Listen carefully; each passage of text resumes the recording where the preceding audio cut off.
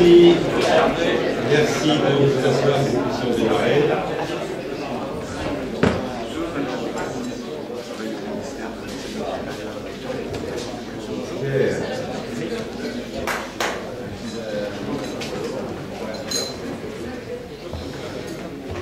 Voilà, donc bonjour à toutes et à tous. Bienvenue dans cette dernière réunion de l'année à la Maison d'Europe et RDS. Sur le programme de l'année prochaine, vous pouvez noter déjà le 5 février, nous aurons ici l'après-midi la deuxième réunion du cycle sur le dialogue social européen. Une réunion régulière très intéressante. Je vous invite, pour ceux qui ne sont pas encore manifestés, à le faire auprès de Sandra. Et puis nous aurons en mars Pierre Gattaz, comme prévu, donc la date sera prochainement fixée et vous sera communiquée. Donc ce matin, nous sommes toujours dans la série des dirigeants d'organisation. Et j'ai le plaisir d'accueillir Alain Froiton, le secrétaire général de la FSU, qui va se livrer à l'exercice habituel que vous connaissez maintenant bien. Ça fait un moment qu'on n'a pas parlé de la FSU. Gérard, je vous salue, était venu nous développer un petit peu l'histoire, la Constitution et les grands thèmes. Ça fait déjà quelques années. Donc il faut rafraîchir tout ça. Voilà, Bernadette, c'est important.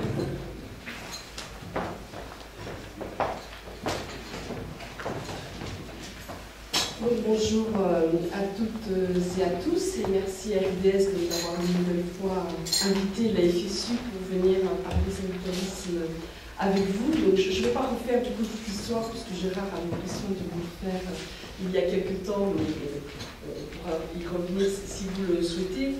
Moi j'ai choisi ce matin de vous parler dans un contexte bien évidemment particulier du syndicalisme, des choix que l'on fait en matière de syndicalisme et de comment nous travaillons aussi au dialogue social. Donc je me présente très rapidement, puisque je sais que ça fait partie de l'exercice. Je suis donc secrétaire générale de la FSU depuis 2010. J'ai été réélue au dernier congrès en février 2013. Je suis enseignante, je suis professeure des écoles, et c'est la première fois qu'à la tête de la fédération, il y a quelqu'un de privilégié en responsabilité seule, parce qu'il y a déjà eu un co-secrétaire au premier et second degré, mais bon, c'est la première fois qu'on confie la fédération à une institutrice devenue professeure des écoles. Et j'enseigne toujours, j'ai suivi les pas de mes prédécesseurs, j'ai toujours un temps de service, je suis dans une école maternelle à Montrouge, où régulièrement, toutes les semaines, je vais refaire mon métier. Je crois que c'est important. Pas tant pour se dire que comme ça, au moins, on a des posters sur ce qui se passe et ce qui se dit. Oui, bien sûr, c'est important d'avoir des impressions personnelles, mais c'est surtout important de ne pas perdre le contact avec son métier. Je vais vous en dire un petit mot, mais on est profondément convaincus que pratiquer un syndicalisme de métier à la FSU, et c'est mieux quand on le fait, parce qu'il y a des choses, on les comprend mieux quand on les fait. Donc l'éducation, c'est un sujet qui m'a toujours passionnée. Je suis enseignante depuis plus de 25 ans. J'ai même pris le temps, entre le SMUPP et la FSU, de refaire un petit master sur l'éducation. Bon, voilà, autant de sujets qui sont, à mon avis, aujourd'hui importants dans notre société. Alors, cette année, au congrès de Poitiers, on a fêté les 20 ans de la FSU. Je suis à la FSU d'ailleurs depuis 20 ans, et moi je n'ai connu que la FSU comme organisation syndicale. Je suis produit pur sucre de la fédération, avec d'autres camarades que je salue, Gérard, Yann Lancette. Il y a 20 ans, on s'est retrouvés dans cette situation où explosion de la fête, d'un outil syndical, et on a relevé les manches et on a construit le CPP en ce qui concerne la FSU. C'était une aventure vraiment passionnante sur le plan personnel. Je crois vraiment qu'avoir participé à ce moment de l'histoire syndicale a été quelque chose qui nous restera toujours, et forcément c'est à la fois une responsabilité énorme, bien évidemment, mais qui nous permet aussi de comprendre peut-être un peu mieux comment fonctionne notre monde social. Donc il y a 20 ans, on a construit cette fédération, et dans le premier édito qu'a écrit notre premier secrétaire général, Michel Deschamps, il nous avait fixé comme objectif ambition, invention, unité. C'était l'ambition de mener un syndicalisme exigeant, je vais l'expliquer comme ça, l'invention de faire sans cesse du neuf dans nos revendications, comme dans nos pratiques, et l'unité parce que nous ne nous résignions pas à la division syndicale, et cela bien évidemment le faire sans cesse avec les personnels. 20 ans après, à Poitiers, ce sont ces exigences et ces engagements que nous avons renouvelés, même si bien évidemment le contexte social a changé et si le syndicalisme a changé. La FSU, vous le savez, a ses origines dans l'éducation, la formation et la recherche, mais elle a ouvert son champ en 2003 à l'ensemble des fonctions publiques, et donc nous sommes particulièrement présents dans la fonction publique d'État, où nous sommes majoritaires dans un certain nombre de secteurs comme l'éducation ou l'agriculture. Nous sommes dans tous les ministères, sauf à la défense, et nous sommes présents à la fonction publique territoriale. Nous le faisons, même si nous avons beaucoup de spécificité fonction publique, nous le faisons en lien sans cesse avec ce qui se passe dans le secteur privé, bien évidemment. On ne va pas couper le monde salarié, le monde des salariés en deux, public-privé. Forcément, les préoccupations se font écho et se résonnent. Je crois vraiment que la FSU, en 20 ans, a trouvé une place, conquis une place originale dans le milieu syndical et a apporté sa pierre à un certain nombre de questions. Je vais en prendre 3 ce matin avec vous pour voir un peu et discuter sur à la fois la place de la FSU et son apport dans le syndicalisme. Le premier, je le disais, nous sommes porteurs d'un syndicalisme qui est ancré sur les métiers et en même temps porteur de transformation sociale. Il s'agit pour nous de traiter les questions de société à la lumière de l'engagement syndical. On ne fait pas la même chose que des associations et bien évidemment pas la même chose que des organisations politiques. On parle des questions de société de notre point de vue de syndicalistes parce que nous sommes persuadés que les salariés sont la facette de plusieurs miroirs et que l'on coupe assez facilement la sphère publique de la sphère privée dans les individus et que la question des droits, des libertés, et évidemment à un écho d'une sphère à l'autre. C'est pour ça que nous avons été présents au moment de la bataille et de ce grand texte que le Parlement a voté sur le mariage pour tous. Nous sommes présents sur la question de l'égalité, du droit des femmes et de l'égalité entre les femmes et les hommes, sur les batailles pour les sans-papiers. Nous organisons au mois de janvier avec d'autres organisations syndicales un moment important de réflexion sur comment le mouvement syndical fait face à la montée des idées d'extrême droite. Donc autant de sujets, me semble-t-il, qui percutent la vie de tous les salariés et que le syndicalisme va aussi à sa place traiter. La question des métiers, bien évidemment, puisqu'en tant que syndicaliste, nous défendons les métiers. Et quand je dis nous les défendons, ce n'est pas pour les laisser en l'état, c'est bien sûr pour les faire sans cesse évoluer pour qu'ils correspondent à la fois aux besoins, et dans la fonction publique, je vous en dirai un mot, on est évidemment en première ligne, là aussi, sur les besoins de société, et bien évidemment dans l'esprit d'améliorer sans cesse le travail, les conditions de travail pour les agents de la fonction publique. La deuxième grande marque d'identité de la fédération, c'est la question de l'unité. Je pense que dans la FSU, déjà il y a le U de FSU qui le dit, et je pense qu'en 20 ans, ça a été franchement ce qui nous a aussi identifié, en tout cas je crois dans le paysage syndical, et j'ai pu constater à la suite de Gérard que nous avions acquis avec les autres organisations, auprès des autres organisations syndicales et notamment auprès des organisations interprofessionnelles, cette reconnaissance de notre travail sans cesse de recherche de ce qui rassemble plutôt que ce qui divise, et notre recherche sans cesse de rassembler des forces pour peser, pour offrir déjà aux salariés des espaces de réflexion, des espaces collectifs d'élaboration et bien évidemment des espaces de mobilisation chaque fois que nécessaire. Moi, je suis arrivée en 2010 au moment de cette bataille contre la réforme des retraites et j'ai pu à la fois vérifier comment la FSU pesait, le travail que nous faisions, et je le redis, y compris dans un cadre interprofessionnel, mais aussi des difficultés, évidemment, de l'unité. C'est pas simple, l'unité, c'est plus facile de la faire en contre que de la faire en pour. Globalement, quand il s'agit d'organiser des mobilisations, comme ça a été le cas en 2010, on arrive assez facilement à trouver des textes, des cadres de mobilisation qui font sens pour tout le monde. Quand il s'agit de construire des plateformes communes, de construire des textes, on va expliquer les choses, on va faire des propositions ensemble, c'est un peu plus difficile, et pourtant nous pensons que c'est cela aussi qu'attendent les salariés du mouvement syndical. C'est pourquoi on se réjouit d'ailleurs, je le dis, de la récente réunion interprofessionnelle qui a eu lieu, où on s'est enfin retrouvé. Nous demandions à la FSU depuis la première conférence sociale, en disant que le mouvement syndical doit maintenant se retrouver dans une période nouvelle pour continuer à réfléchir et à discuter et voir, à écrire des choses ensemble. Et donc, bien évidemment, on se réjouit de cette revue il y a 3 semaines et d'avoir justement pris cette décision dans un contexte de crise économique et sociale, de réfléchir ensemble sur certains sujets. Vous savez, emploi, fiscalité, pouvoir d'achat, nous avons un groupe de travail qui fonctionne et qui essaye d'élaborer des choses, et un groupe de travail sur le rang. Donc unité, bien évidemment, pour la fédération, c'est quelque chose qui est très important, mais je dirais unité à l'extérieur de la fédération comme à l'intérieur de la fédération. Vous savez très certainement que nous avons cette règle un peu particulière des 70%, où toutes les décisions qui se prennent dans la fédération ne se prennent pas à une majorité simple de 50%, elles se prennent à 70%. La barre est haute, et parfois les débats sont difficiles, et parfois cela nous empêche, je vais le dire comme ça, de faire un certain nombre de choses. On signe des protocoles, on en a signé beaucoup, on a signé les accords de Bercy, on vient de signer un protocole égalité femmes-hommes, un protocole RPS.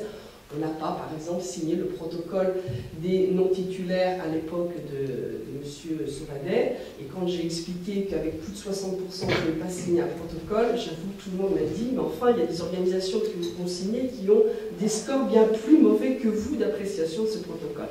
Oui, bien évidemment, et c'est une règle que nous avons élaborée justement au moment de la création de la fédération, qui ne cherche non pas simplement à mettre une barre très haute pour nous compliquer la vie, mais qui cherche à aller le plus loin possible dans les discussions et dans la synthèse. Ce qui nécessite de part et d'autre, dans un débat, de faire une part du chemin et de voir ce qu'il peut concéder, ce qu'il n'accepte pas de concéder, et de voir comment on peut travailler les questions pour rapprocher les points de vue. C'est difficile, je vous assure qu'en 20 ans de syndicalisme, c'est formateur, et je rencontre dans certaines discussions, y compris dans certains ministères, que quelquefois cette règle de 70% aurait certainement permis à certains de réfléchir autrement et d'avancer plus loin. Je vous invite à l'essayer. Alors ensuite, un syndicalisme que nous choisissons qui est porteur, et ça je pense que c'est dans le débat actuel, de propositions et d'actions. C'est un choix syndical, nous l'avons réaffirmé à notre congrès de Poitiers en février 2013, et réaffirmé d'autant plus fort que bien évidemment il y a eu un changement de gouvernement qui nécessite, à notre sens, un changement quelque part de posture syndicale. Pas parce qu'on réfléchirait différemment entre la droite et la gauche, on n'a pas changé d'avis, et les sujets d'ailleurs, vous avez vu que vous êtes capable de mobiliser aussi des fois avec le gouvernement de gauche, par exemple sur les retraites, nous ne sommes toujours pas d'accord avec la réforme qui a été proposée, mais où bien évidemment des espaces nouveaux se sont ouverts, où a tout d'abord été ont été réhabilités les corps intermédiaires. Et ça, je pense qu'à RDS, c'est un sujet qui nous est cher et qui doit nous interroger. Nous sortions d'années sous le gouvernement de Nicolas Sarkozy avec une remise en cause des corps intermédiaires et donc des organisations syndicales qui a été importante, qui a bloqué le dialogue social à certains endroits, à certains moments. Ce gouvernement a décidé de réhabiliter les corps intermédiaires et de donner une place particulière aux organisations syndicales et de réouvrir des espaces de dialogue social.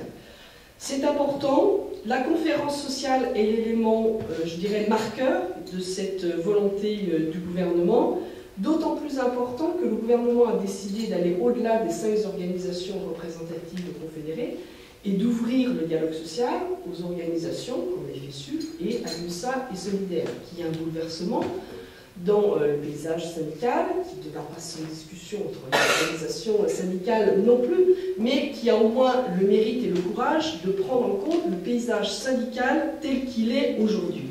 Bien évidemment, la FSU participe à toutes les discussions donc, qui sont maintenant ouvertes, avec le souci qu'avait d'ailleurs énoncé le président de la République lorsqu'il a ouvert la première conférence sociale, où dans le message qu'il nous avait donné, il nous avait dit qu'il faudra que ce dialogue social soit utile. Et c'est bien ça tout le souci du dialogue social. Il ne suffit pas d'ouvrir des espaces de discussion et d'élaboration, il ne suffit pas d'inviter l'ensemble des partenaires sociaux, organisations syndicales de salariés comme patronales, même si je viens de le dire, évidemment, c'est déjà la première condition nécessaire. Il faut ensuite que ce dialogue social produise des effets pour les uns et les autres, et en tout cas pour la FSU, qu'il soit porteur de progrès social, de justice sociale, mais aussi d'anticipation sur les mesures à prendre au regard des évolutions de notre société. Je vous dis un mot sur 2 sujets qui nous sont vraiment chers à la FSU. Le premier, bien évidemment, c'est la fonction publique, puisque comme je vous ai expliqué, sur la FSU, nous sommes sur le secteur fonction publique. Et sur ce sujet-là, il nous semble aujourd'hui qu'il y a beaucoup à faire. après des années, non seulement de régression en termes de moyens, mais déjà beaucoup à faire sur la conception même que l'on peut avoir aujourd'hui de la fonction publique, qui renvoie bien évidemment au rôle de l'État.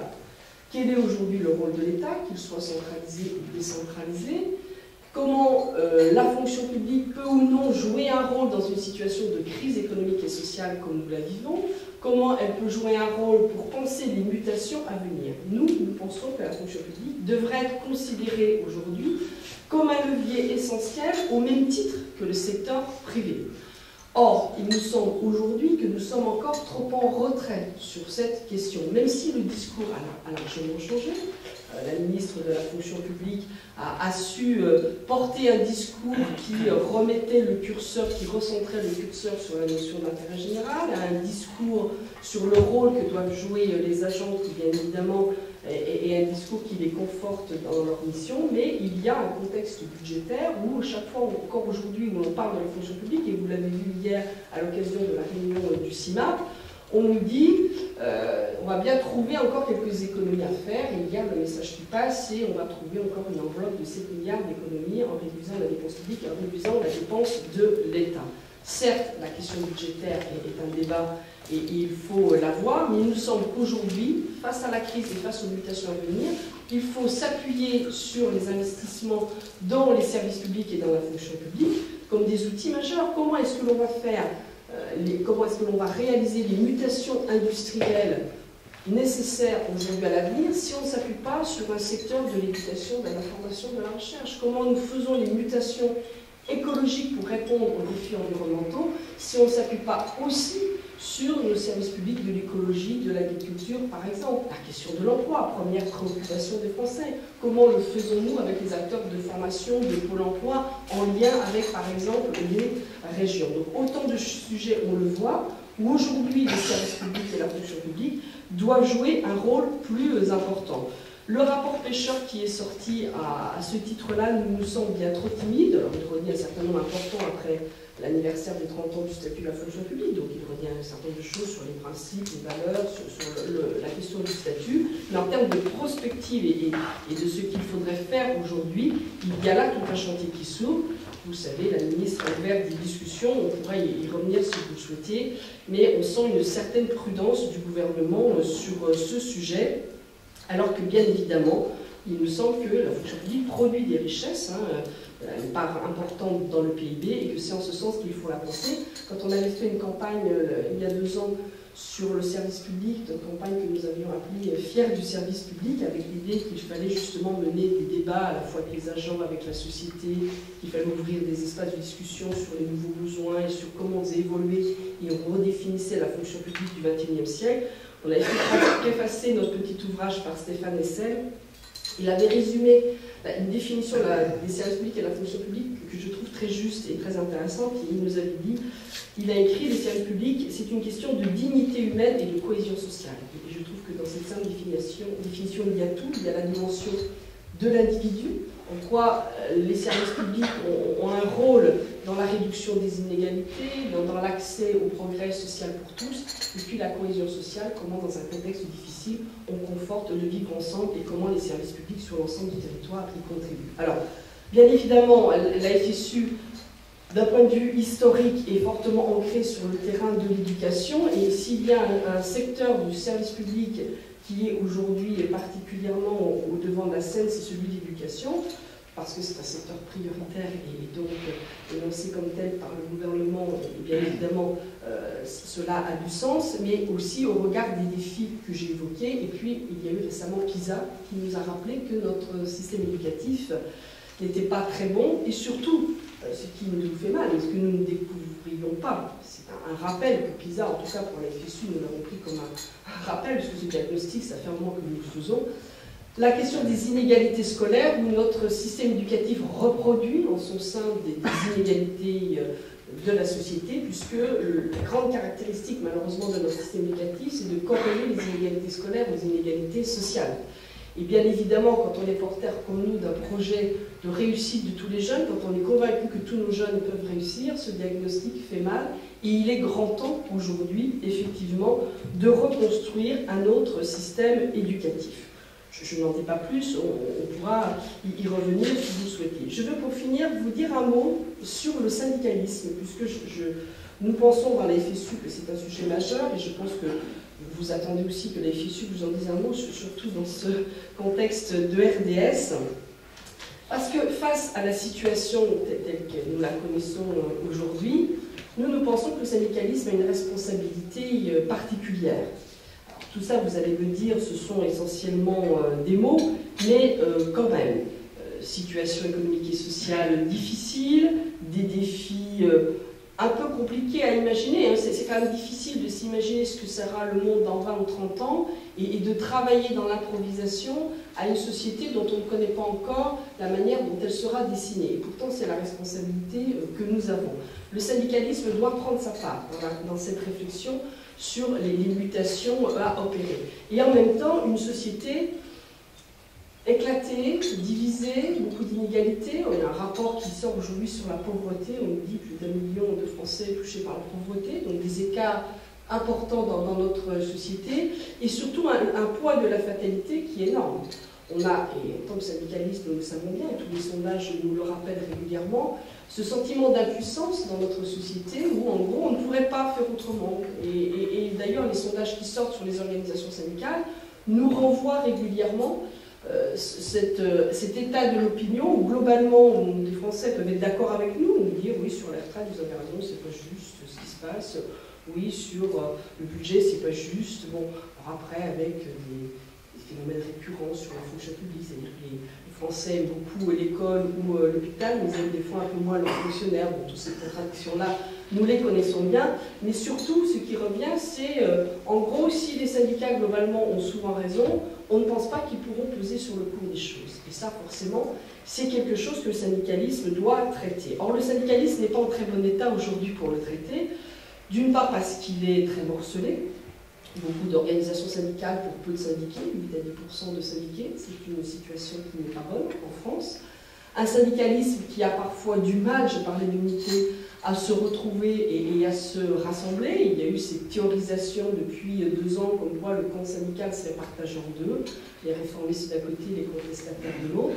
Nous refusons cette idée parce qu'au regard de ce que je vous ai expliqué sur notre conception du syndicalisme, nous pensons que ce que le syndicaliste doit faire aujourd'hui, en tout cas ce que nous pensons que la FSU doit faire et ce que nous essayons de faire, c'est à la fois bien évidemment de faire ce travail d'élaboration de positions avec le personnel, parce qu'on ne changera pas les choses si on n'a pas le personnel, les agents de la fonction publique en ce qui nous concerne dans ce grand mouvement, mais aussi de peser à chaque fois que c'est nécessaire. Et vous l'avez vu, je le dis, nous on va dans tous les lieux de discussion, la conférence sociale, la fonction publique, dans le ministère, on est présent, on fait nos propositions. Si à un moment il nous faut mobiliser, on l'a fait par exemple sur les retraites, parce que là on pensait que le dialogue social n'avait pas abouti, que les décisions qui se prenaient n'étaient pas bonnes pour les salariés et pour les citoyens. Nous pensons vraiment que beaucoup d'organisations syndicales, même si les choix sont différents, parce que les orientations sont différentes, nos principes sont différents, nos stratégies syndicales sont différentes, nous pensons qu'il y a en France suffisamment d'organisations syndicales avec lesquelles on peut malgré tout se retrouver pour discuter, et c'est à cela que je faisais référence quand je parlais de la récente initiative que nous avons repris à 6 organisations pour nous retrouver et discuter sur un certain nombre de sujets. Ça, c'est l'état du syndicalisme aujourd'hui, et puis il y a ce que nous portons, qui est quelque chose sur le plus long terme, sur à un moment comment est-ce que l'on peut arriver à rassembler le syndicalisme. Vous savez, on a fait des propositions depuis longtemps à la FSU, en invitant toutes les organisations qui le souhaitaient à venir réfléchir avec nous sur comment est-ce que l'on peut à terme rassembler le syndicalisme. 2 organisations ont pour l'instant répondu à cet appel. Travaillons, nous faisons un certain nombre de choses. Ce que je voudrais dire, c'est que, je crois que la FSU a eu le grand mérite, je le dis, y compris pour mes prédécesseurs qui l'ont porté très fort, a eu le grand mérite et le courage de n'être pas seulement dans le constat de dire le syndicalisme est divisé, le syndicalisme est morcelé, et donc on est dans la déploration et c'est dommage. Non seulement on a fait ce constat et on a cherché à en comprendre les raisons, mais on a pris des décisions qui, à un moment, mettent chacun en situation de dire est-ce qu'on s'affronte à cette question et on regarde comment nous pouvons y travailler, ou est-ce qu'on reste simplement dans le discours. Donc je pense que nous avons par la même interpellé le syndicalisme, et je ne connais pas de grande organisation confédérée, qu'elles aient répondu ou non à notre appel, qui soit interrogée par cette démarche, et en tout cas, je vois bien que chacune, d'une manière ou d'une autre, nous en parle. Et c'est cela qui est le plus important. Donc on a ces discussions qui continuent et qui sont en cours. Pour terminer, je veux vous dire que ce que l'on pense et les quelques traits que j'ai brossés de la fédération et de la manière dont on veut pratiquer le syndicalisme aujourd'hui ne s'arrête pas pour nous aux frontières de la France, et que bien évidemment nous voyons tous les défis que j'ai rapidement évoqués, toutes les mutations à venir, tous les grands enjeux aussi en termes de droits, de citoyenneté. Au-delà de nos frontières, je pense bien sûr à l'Europe. Il y a beaucoup de choses dans le monde, et nous y participons, et nous avons un avis sur un certain nombre de sujets. Mais bien évidemment que la question européenne, révélée d'autant plus fort par la crise économique et sociale, nous invite à travailler au-delà de nos frontières. C'est pour ça d'ailleurs que la FSU a fait sa demande d'affiliation à la CES par exemple. C'est pour ça que nous travaillons sur un certain nombre de sujets en les regardant au vu de ce qui se passe dans le reste de l'Europe. Nous croyons vraiment, hein, je parlais par exemple de la question de la montée de l'extrême droite, de la question de l'emploi, de la question de la formation, autant de sujets aujourd'hui qu'il nous faut traiter avec nos partenaires européens. Donc je vais, pour conclure ce propos liminaire, vous dire que la FSU pense qu'il y a aujourd'hui nécessité dans le contexte que nous vivons, mais aussi au regard des attentes des citoyens et des salariés, à ne pas rester dans le statu quo. Nous récusons vraiment l'idée, je reviens sur la fonction publique, puisque c'est quand même notre champ, sur l'idée qu'il y aurait une volonté d'immobilisme des fonctionnaires comme des organisations syndicales.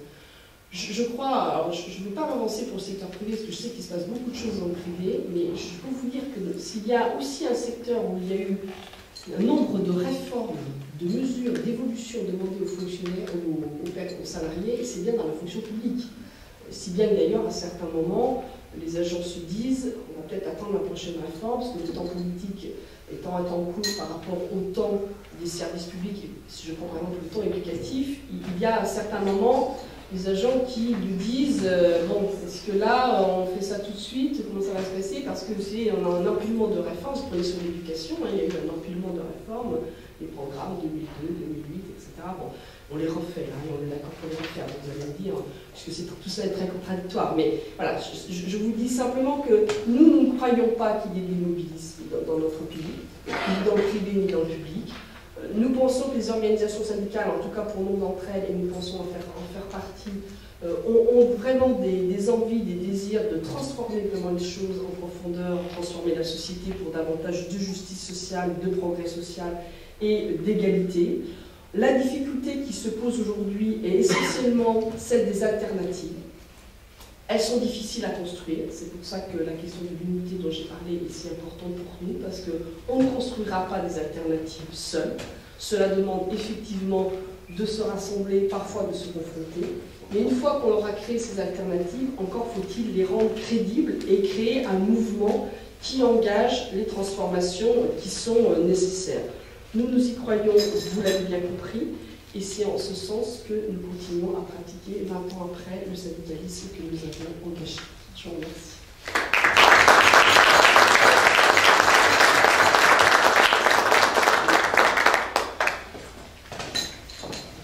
Merci beaucoup, Marie. Donc, comme d'habitude, je laisse quelques interventions ou questions. Jean-Luc, Michel Amico. Je sais avec vous, j'en ai déjà 3. Vous ne battez pas, Oui, je vais vous poser deux questions à propos du syndicalisme. Est-ce qu'on peut considérer aujourd'hui que la CGT est votre partenaire privilégié? Et comment voyez-vous vos relations avec l'autre bord, comme on dit aujourd'hui, avec les syndicats réformistes, par exemple avec la CFDT? Et deuxième question, j'aurais aimé savoir, même si vous n'étiez pas partie prenante à la négociation, bien entendu, ce que vous pensez de l'accord sur la formation, qui qui, vous le savez, fait l'objet de quelques débats intéressants à suivre aujourd'hui même. Et est-ce que vous pensez qu'il serait souhaitable d'avoir ce type d'accord dans la fonction publique?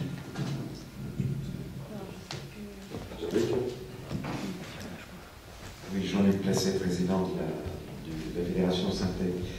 Donc vous avez une part, une part majeure dans un certain nombre de fonctions publiques d'État, notamment le DUC. Moi, il y a un sujet dont vous récusez des approches trop quantitatives, mais maintenant il existe beaucoup d'autres approches sur les modes de fonctionnement, les modes de faire, l'organisation, etc.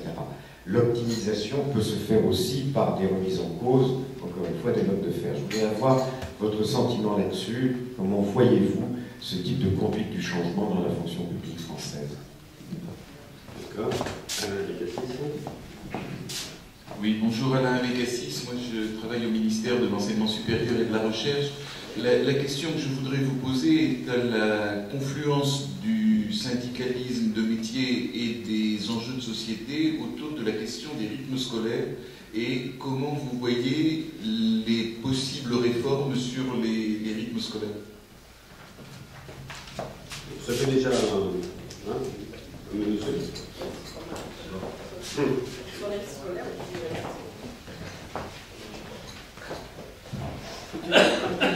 déjà sur tous les sujets qui sont posés. Je vais les prendre dans l'ordre, peut-être, dans lesquels ils ont été posés. Sur le syndicalisme, pour répondre à Michel Noblecourt, CGT partenaire privilégié, oui, dans la mesure où, comme je le disais, la CGT a fait partie des organisations qui ont répondu très vite à notre appel de travailler à comment est-ce qu'aujourd'hui on peut rassembler le syndicalisme, travailler à un nouvel outil syndical. Ça, un nouvel outil syndical, c'est la formule de la FSU, c'est pas celle de la CGT. Je ne reprête pas mes propos qui ne sont pas les leurs. Donc oui, bien évidemment, en ce sens, on travaille aussi avec Solidaire. Le constat que l'on a fait avec Solidaire et CGT, le premier constat, on a eu, je l'ai dit tout à l'heure, effectivement, le mérite, je le dis, le mérite, d'accepter de travailler le sujet, d'accepter à travailler la matière. Donc on a fait au départ un certain nombre de colloques qui avaient comme objectif d'afficher publiquement que nous rentrions dans une démarche de discussion. Ce qui était essentiel et ce qui, je pense, pour le coup, a interrogé le monde syndical et le monde social. Ce qu'on s'est dit, et notamment avec la CGT, c'est que c'était bien, mais ce n'était pas suffisant. La question est de voir ce que vraiment nous partageons ou pas en termes de plateforme revendicative, ce que nous partageons ou pas en termes de pratique syndicale, et de le voir pas qu'à un niveau entre organisations nationales, mais d'essayer de voir sur le terrain comment se passent les choses. C'est la deuxième phase que nous venons d'engager, où nous avons choisi, par exemple, avec la CGT, de travailler sur, prenons quelques sujets, parce qu'on ne va pas prendre tous nos sujets, à travailler sur nos propositions revendicatives. Qu'est-ce qu'elles ont de commun, qu'est-ce qu'elles ont de différent. Donc ça, c'est le travail qui est enclenché.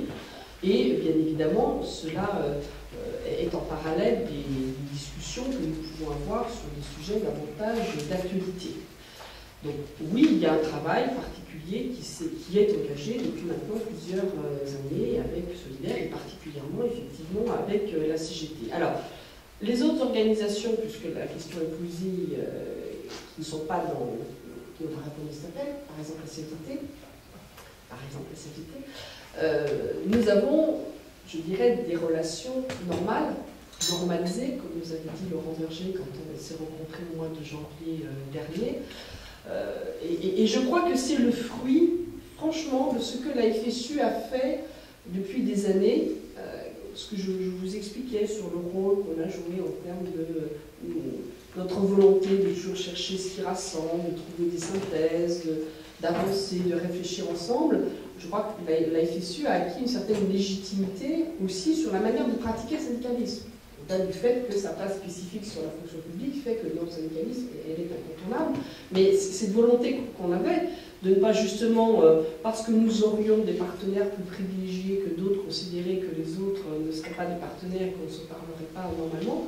Je crois que cela a effectivement ouvert des portes et des discussions avec la CVT, et on se voit aussi régulièrement, même si je pense qu'on se voit moins que les leaders de confédération se voient, ce qui est normal qu'on ne traite pas les mêmes sujets, mais on a des relations, je dirais, normales avec la CVT, et le fait, par exemple, que dans la dernière interpro, nous y soyons et que nous soyons dans le groupe du travail, je pense que ça fait partie des discussions que nous avons. En tout cas, nous, pour la FSU, je le redis, il y a le travail qui est engagé sur, à terme, comment on voit le syndicalisme, c'est là où effectivement on n'a pas été particulier avec la CGT, mais ce n'est pas pour nous, c'est en parallèle, nous continuons à travailler comme avec les organisations, et la CVT, confédération importante dans ce pays, pour nous, est un partenaire important, bien évidemment. L'accord formation professionnelle, nous n'étions pas dans les négociations, puisque les seules organisations confédérées interprofessionnelles y ont participé, même si nous avons des discussions régulières avec le ministère du Travail sur le sujet. Donc nous sommes en train de finaliser, je dirais, le point de vue que nous aurons, parce que j'ai bien vu d'ailleurs que toutes les organisations, même celles qui ont participé, nous disent environ au mois de janvier ce qu'on dit sur l'accord professionnel. Donc on s'est dit finalement, nous qui n'y étions pas, on pouvait se donner le même délai pour répondre à la question. Donc on est en train de peaufiner les choses. Dans cet accord, il y a trois volets, trois choses importantes. Le premier, sur lequel on était beaucoup intervenu au moment de la conférence sociale, c'est comment est-ce qu'on fait mieux avec les salariés aujourd'hui, en sachant que pour l'instant, les financements de la formation vont beaucoup, à la limite, aux salariés qui en ont peut-être le moins besoin, ça ne veut pas dire qu'ils n'en ont pas besoin, mais en tout cas, la formation va déjà aux salariés qui ont déjà des qualifications importantes et bénéficie peu à ceux qui ont moins de qualifications et qui, du coup, parfois, lorsqu'ils sont en rupture de convention, auraient davantage besoin de cette formation. Donc, il nous semble qu'il y a un aiguillage des financements à réorganiser et une impulsion à réorganiser vers les salariés qui en ont le plus besoin. Il nous semble que c'est là où va l'accord, et donc là, on va apprécier. Je pense qu'on pensera que l'accord ne va pas tout à fait assez loin, mais déjà sur l'orientation, je pense que c'est dans ce sens-là que les choses ont été travaillées. Pareil avec les chômeurs. Alors avec les chômeurs, on aura peut-être, on va regarder les choses, une petite déception. Nous, on avait proposé que sur les chômeurs, non seulement on cible mieux la formation pour les chômeurs, il y a le volume horaire, bon là, forcément, c'est déjà un bon pas, même si on sent qu'on peut aller plus loin.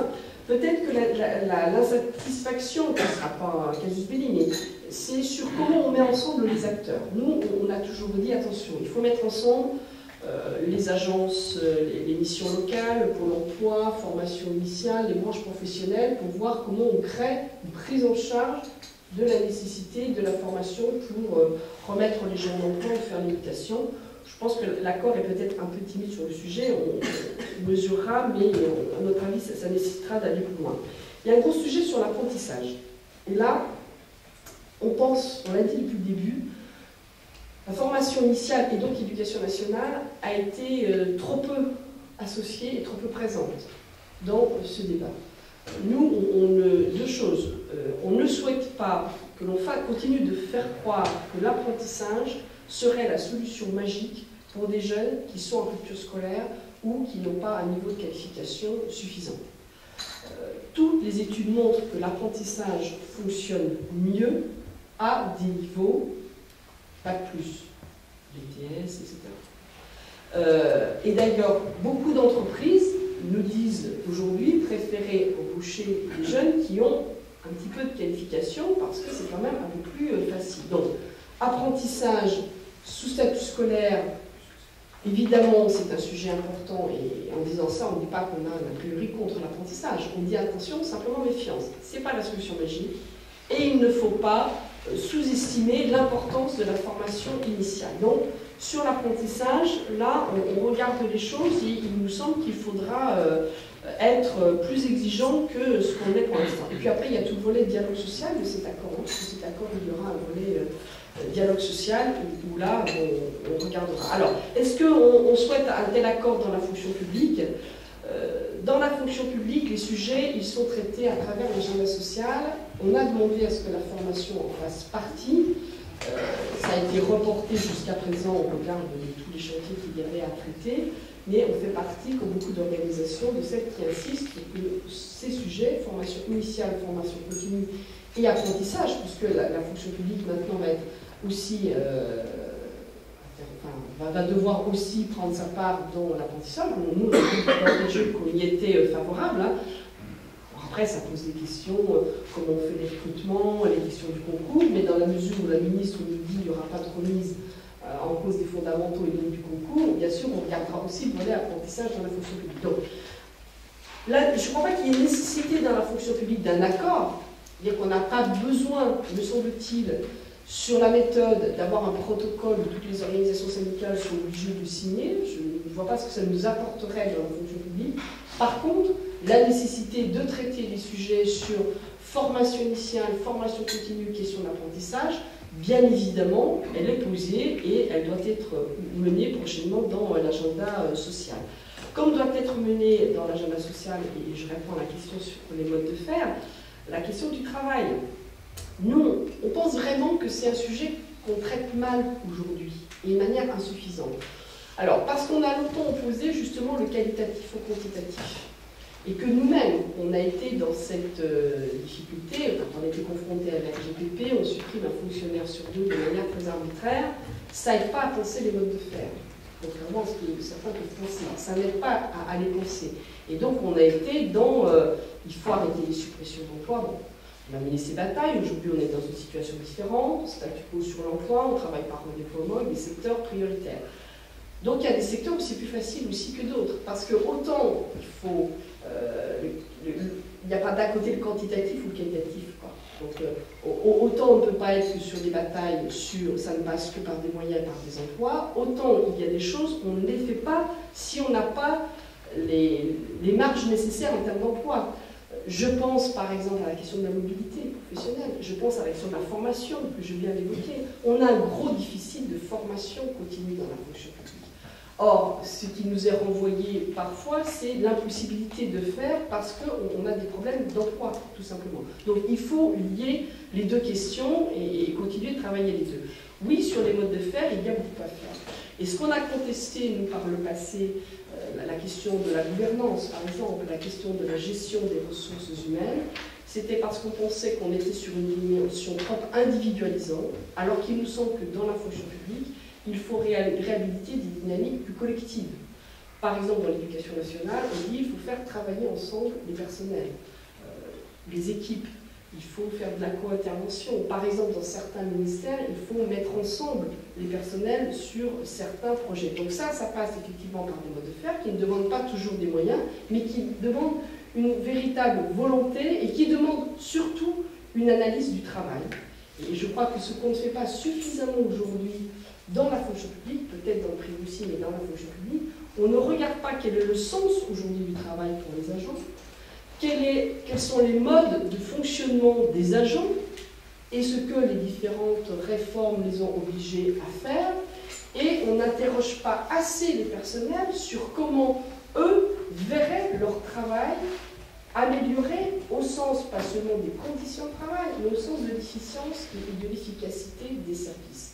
Et là, nous, je disais tout à l'heure, c'est dans notre pratique syndicale, il nous semble que si on n'associe pas les agents à aujourd'hui comment ils voient leur métier, leur travail, et comment ils penseraient leur travail différemment, on est dans des réformes ou dans des mesures qui parfois ne sont pas non seulement pertinentes, mais qui en tout cas n'auront pas l'effet d'entraînement. Le travail ne peut pas se penser sans ceux qui le font. Ça, nous en sommes convaincus. Donc oui, il faut réfléchir sur les modes de faire, et il faut inventer aujourd'hui dans la fonction publique une gouvernance, une gestion des ressources humaines propre à la fonction publique. L'erreur qui a été faite par le gouvernement précédent, c'est de nous dire pour plus d'efficacité, on va injecter du management dans la fonction publique. Et donc, on va regarder ce qui se passe dans le privé et on va le mettre dans la fonction publique.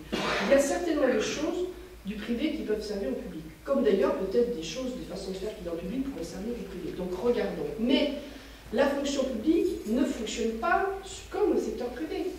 Les objectifs ne sont pas les mêmes.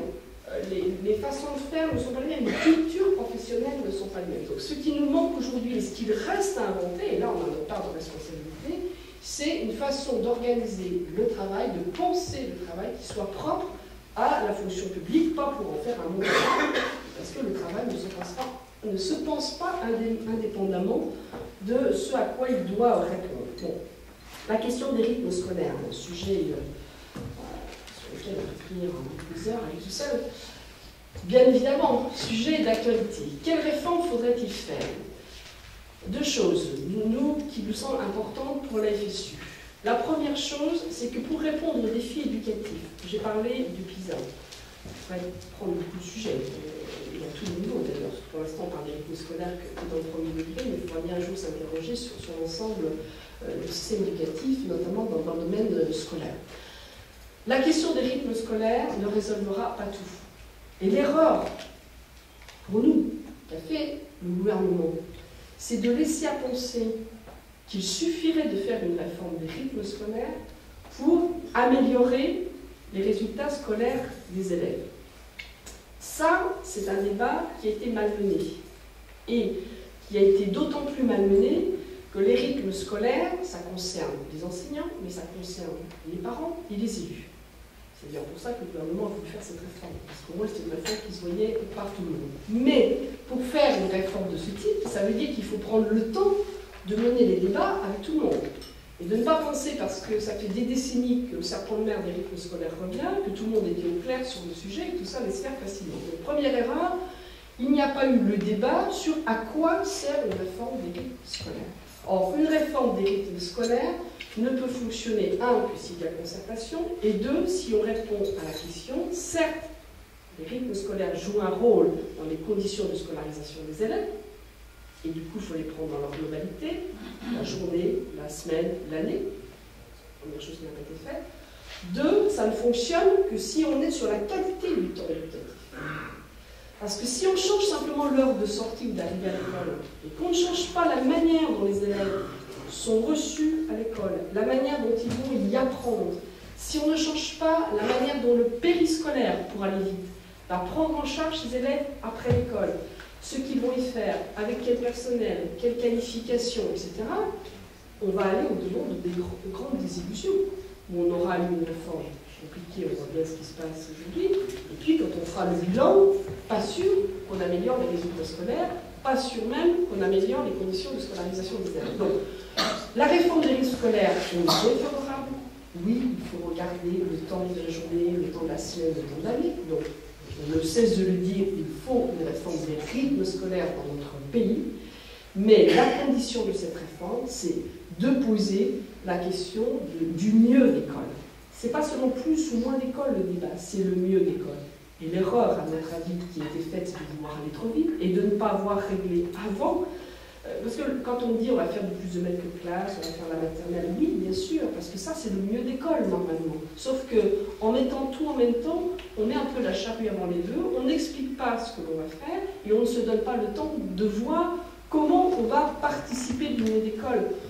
Les communes se retrouvent aussi dans une situation où il faut, en marchant, regarder, et d'ailleurs regarder ce qui se passe dans la territoriale, hein, où beaucoup d'élus et des gens territoriaux se disent comment on fait, où est-ce que je trouve les personnes, est-ce qu'elles sont qualifiées, c'est quoi leur statut. Bon. Donc c'est ce bricolage-là qui ne va pas pour une grande réforme. Donc aujourd'hui, c'est ce qu'il faut faire aujourd'hui, c'est regarder ce qui pose question, ce qui dysfonctionne. En gros, on fait un grand observatoire du sujet et on avance à partir de ces questions qu'il faut traiter, reprendre. Ça nous semble être la porte de sortie, la meilleure si on veut vraiment ne pas créer un sentiment. Le risque, en fait, c'est que si on ne fait pas ce travail de voir à partir de quoi on fait une réforme des rythmes scolaires réussie, on prend le risque finalement de désincarner totalement l'idée même qu'il faudrait faire quelque chose sur les rythmes scolaires.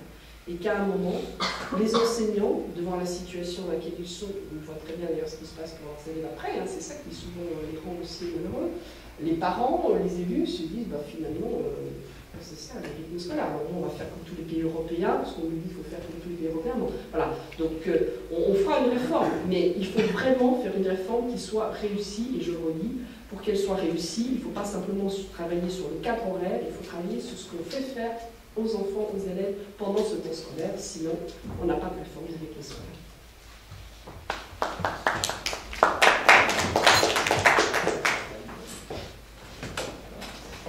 stand by, Justine.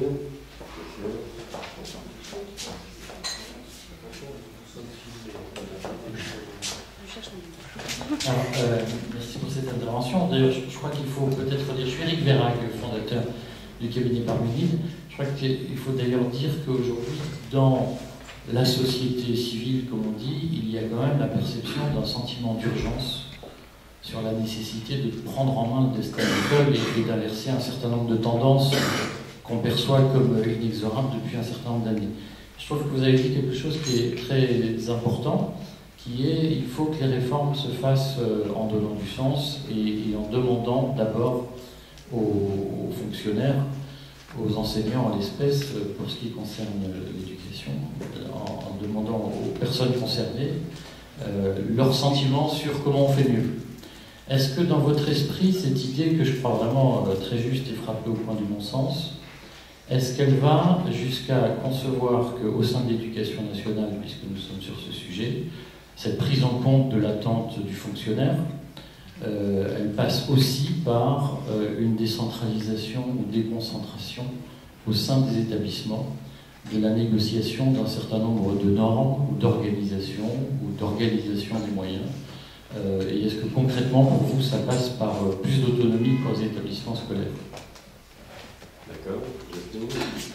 Justine Roche, groupe Massif. J'ai bien entendu la volonté de la FSU d'accompagner le changement, les transformations sociales dans le contexte actuel économique et social, et donc de ne pas rester dans le statu quo, ça j'ai beaucoup aimé. Et j'aurais souhaité que vous nous en disiez un petit peu plus sur quand vous nous dites que vous n'êtes pas en accord avec le projet de loi sur les retraites.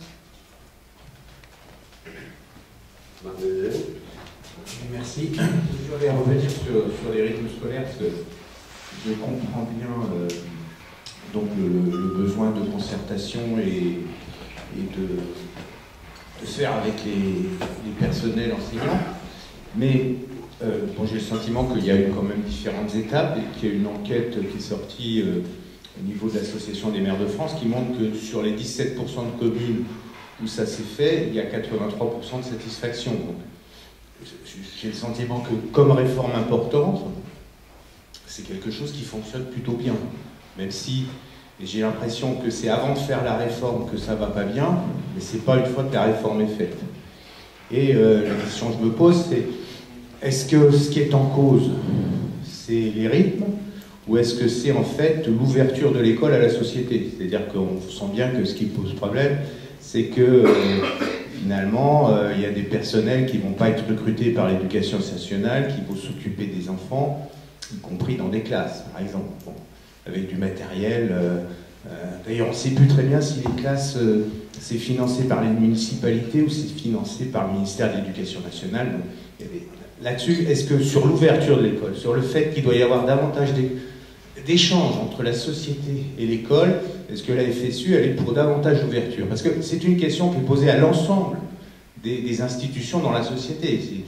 Moi, je suis plutôt quelqu'un du privé, je vois bien les difficultés que ça pose à l'entreprise privée, que des ONG, que des acteurs publics viennent interpeller des directions d'entreprise sur la façon de travailler, etc. La réponse des entreprises à ce moment-là, ça ne peut pas être simplement de dire, écoutez, on en discute entre nous, hein, la société intervient. J'ai le sentiment que sur la question des risques scolaires, c'est bien une intervention de la société à l'intérieur même de l'école. Et ma deuxième question, sur les questions budgétaires, c'est que ce gouvernement a mis un certain nombre d'argent sur la table, avec la volonté de créer un certain nombre de postes sur 5 ans. Je pense que c'est bien perçu par l'ensemble des citoyens du pays. Et est-ce que ça, c'est une donnée qui est prise en compte dans votre champ sectoriel, hein? C'est-à-dire que moi, je peux comprendre que à Bercy, on soit plus mécontent. Mais ce que je veux dire, c'est que là, on a mis énormément d'argent. Moi, je suis élu municipal. On a eu la discussion il y a 10 jours sur les rythmes scolaires. Il y a quand même des gens qui ont dit, attendez, on ne peut pas dire qu'on n'a pas mis d'argent dans le système. Donc, c'est pas qu'une question budgétaire. Ferrati, ah pardon. Merci. Laurent Michel, la Michel Impériale, du fait de la fonction publique des agents territoriaux et du ministère de l'Intérieur. Je souhaitais, madame, vous poser une question. Vous avez parlé tout à l'heure effectivement de pouvoir d'achat et de crise économique qui touche aujourd'hui les étudiants fortement. Il y a un gel relatif depuis 3-4 ans. Sur la protection sociale complémentaire, quelle est votre position aujourd'hui et est-ce que votre syndicat réfléchit sur ce sujet, notamment dans le champ de la fonction publique par rapport au secteur privé qui a connu donc récemment des évolutions intéressantes dans ce domaine? Merci de reprendre. Quand je réponds à la question de M. Bécassis, je ne dis pas c'est tellement noir cette réforme, quelquefois on nous fait cette réforme. Je dis on n'a pas donné suffisamment le sens de la réforme et on n'a pas suffisamment concerté ni préparé pour être sûr que sur le long terme ça fonctionne. Et je ne crois pas qu'il y aurait eu cette émotion dans la communauté, y compris de la part des élus, même si le sondage est à 83%, de la part des parents et de la part des enseignants, s'il n'y avait pas ce doute. Quand il y a un doute, il faut l'entendre et il faut le lever.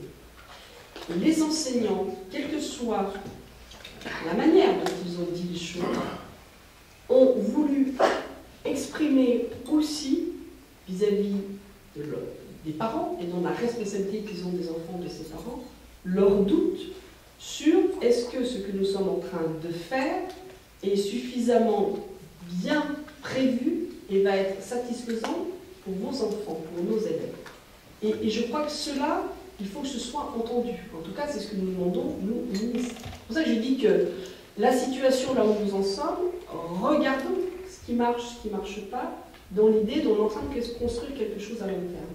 Et quand on nous dit quelque part, attention, là ça ne va pas, et y compris dans les mouvements qui ont lieu avec la participation qu'il y a eu, c'est pas marginal. Donc ça veut dire qu'à un moment, il y a des questions auxquelles il faut répondre. Donc, il faut tout prendre, les sondages de satisfaction, mais aussi les témoignages de « attention, ça ne va pas pouvoir se faire de manière suffisamment bien comme cela, et il faut regarder comment on avance ». La question de l'ouverture de l'école. Alors déjà, la réforme des rythmes scolaires, je ne considère pas trop sur l'ouverture de l'école.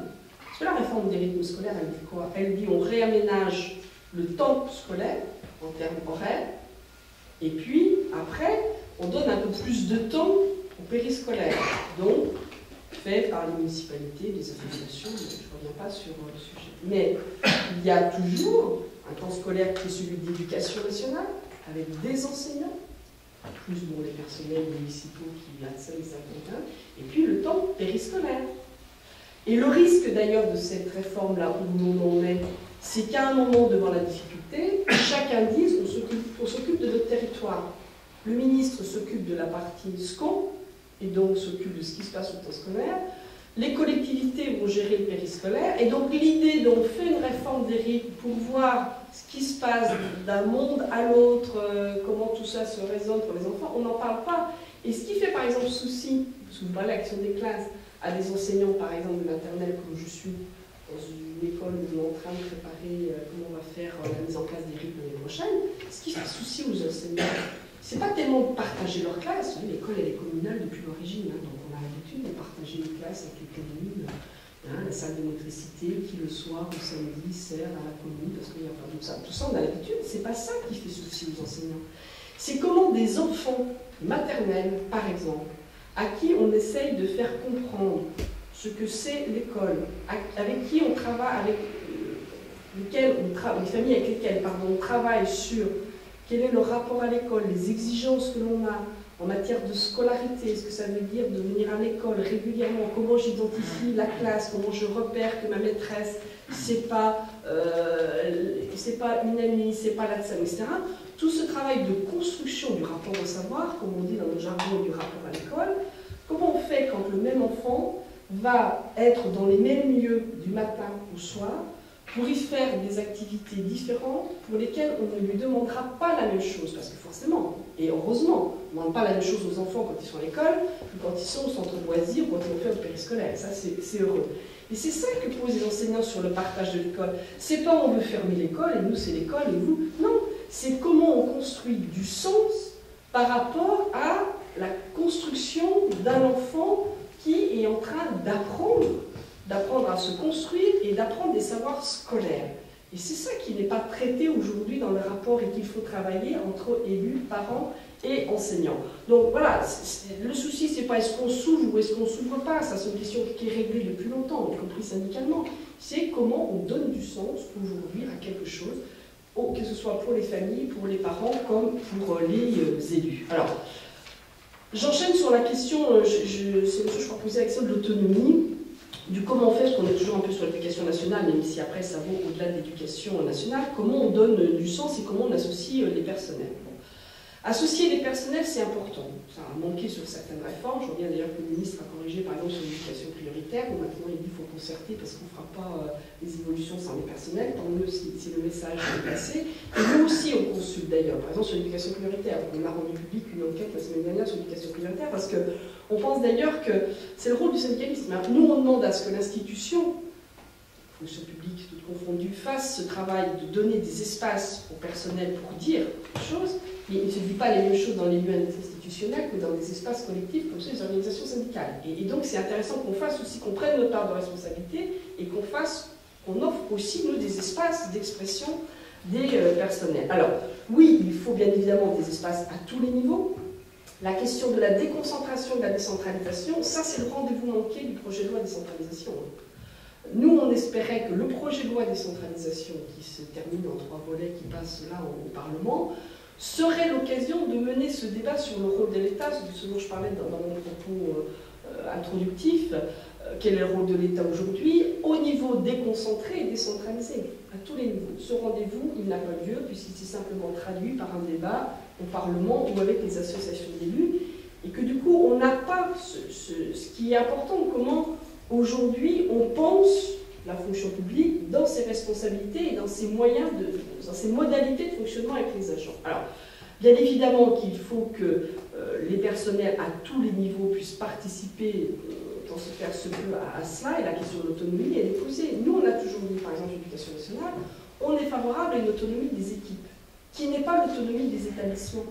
C'est-à-dire qu'il ne s'agit pas de morcelliser, parcelliser les services, par exemple les établissements d'éducation nationale, en disant on va faire des petites unités sur les territoires où chacun va avoir des pouvoirs de décision, de recrutement, etc. Non, parce qu'il y a quelque chose dans la fonction publique qui est quand même l'intérêt général, qui est quand même la dynamique collective, et ça c'est fondamental. Donc il faut bien sûr garder l'intérêt général, garder des cadres nationaux, bien évidemment, mais après que sur le terrain, on organise une autonomie des équipes pour mettre en œuvre, ça c'est fondamental. C'est ce qu'on demande, par exemple, quand on parle aujourd'hui des métiers à éducation nationale, où on dit, dans le second degré, une autonomie des équipes pour travailler sur comment on fait du transdisciplinaire, comment on fait de la co-intervention, comment on travaille en équipe. Ça, c'est aux équipes, effectivement, de les décider, en sachant qu'une fois qu'on aura arrêté le principe, il faut voir comment on fait, parce qu'il ne suffit pas de dire aux gens, vous allez travailler en autonomie ou en équipe, et puis voilà. Non, il faut accompagner, il faut de la formation, et parce que les choses ne sont pas aussi simples, on retombe sur les modalités de travail, et ça s'organise, ça se pense, ça s'accompagne. Les retraites, ce qui nous a beaucoup fâchés sur les retraites, on a vu les quelques portes ouvertes ou avancées, alors le non-alignement public-privé, ça très bien, c'est quelque chose qu'on l'a signalé. La question comment on peut traiter les inégalités entre les femmes et les hommes, la question des jeunes, y compris on a obtenu un rapport sur comment est-ce qu'on prendra en compte les analytiques, quelque chose qu'on portait de manière forte. Bon, tout ça on a vu. 2 sujets pour aller vite qui nous ont beaucoup fâchés. Un, l'effort partagé. Alors nous, on veut bien l'effort partagé. Ça fait des années qu'on nous dit salariés doivent faire des efforts. Bon, d'accord, ils en font beaucoup. Quelqu'un parlait du point d'indice, je vais en dire un mot pour finir, mais bien sûr, les fonctionnaires, ils nous en font comme dans le secteur privé. Donc ce gouvernement arrive et nous dit, mais nous, ça va être pareil parce que l'effort va être partagé. Donc, sauf qu'une fois qu'on a dit l'effort va être partagé, on va faire payer donc, les salariés et les entreprises. Le gouvernement se précipite, et le ministre de l'économie en premier dès le lendemain, pour dire, oui, mais pour les entreprises, on va compenser. Parce qu'il y a l'épée de Damoclès sur l'emploi. Oui, on entend l'emploi. On entend d'ailleurs les 20 milliards qui ont été donnés aux entreprises. Nous, on a dit au Premier ministre, d'accord, on comprend. La difficulté, c'est qu'il faudrait carrément qu'il y ait quand même un contrôle des aides. Parce que quel va être le retour en emploi et en investissement, c'est quand même de l'argent public. Bon. Donc, que ce gouvernement nous dise effort partagé, mais que tout de suite, ils disent on va compenser pour les entreprises, alors même qu'il n'est pas possible de parler des salaires, par exemple, dans la fonction publique, c'est incompréhensible et c'est insupportable. Ce qui pèse aujourd'hui dans la société, c'est le sentiment d'injustice sociale. Ce que les agents dans la fonction publique attendent de ce gouvernement, c'est que justement il rétablisse cette justice sociale. Personne ne demande tout de suite, tout le monde a compris qu'il y avait une crise et qu'il fallait trouver les moyens. Mais par contre, ce qui est attendu, c'est qu'on affiche fort un objectif et qu'on dise comment on va y arriver là. Ça, les agents peuvent comprendre, comme ils peuvent comprendre que sur l'éducation nationale, on crée des postes et on réhabilite la formation, mais la formation, ça ne va pas se faire du jour au lendemain. Tout le monde est capable de comprendre qu'il faut un peu de temps. Bon, voilà. Mais alors là, par contre, on ne nous dit pas qu'il va y avoir une montée en charge. On nous dit, écoutez, voilà, c'est partage, mais enfin, en même temps, ce n'est pas vraiment partagé parce que ça, c'est incompréhensible dans la situation dans laquelle nous sommes. Le deuxième élément, c'est qu'il faut travailler plus longtemps. On vit plus longtemps, donc on travaille plus longtemps. Déjà, on vit plus longtemps, sauf que l'espérance de vie n'est pas égale selon les milieux professionnels et selon, je dirais, les conditions de vie des salariés. On le sait. On peut même avoir une courbe qui, à un moment, se réinverse. Donc, nous dire l'histoire, ça y est, la ligne est tracée, on vit plus longtemps. Bon. Non, ça, c'est pas garanti. Première chose. Et deuxièmement, on s'évite complètement d'avoir un débat de société sur le sens et la place du travail aujourd'hui. On n'a pas interrogé sur, on demande aux gens de travailler plus longtemps, mais quand même, c'est à partir de 50 ans que beaucoup de gens sont licenciés et ne retrouvent pas d'emploi. C'est quand même les jeunes qui ont du mal à s'insérer sur le marché du travail, notamment ceux qui ont des faibles qualifications. Donc ces deux bornes entre les jeunes qui ont du mal à trouver du travail, les seniors qui se retrouvent beaucoup au chômage, à notre avis, aurait dû amener ce gouvernement à déjà ouvrir un temps de discussion sur comment on règle la question de l'emploi, là aussi, pas qu'un coup de baguette magique, mais comment on prend le sujet, de le rapport au travail. Moi, ce qui m'a beaucoup frappé avec les organisations de jeunesse qui sont engagées avec nous sur cette réforme des retraites, c'est les débats avec les jeunes.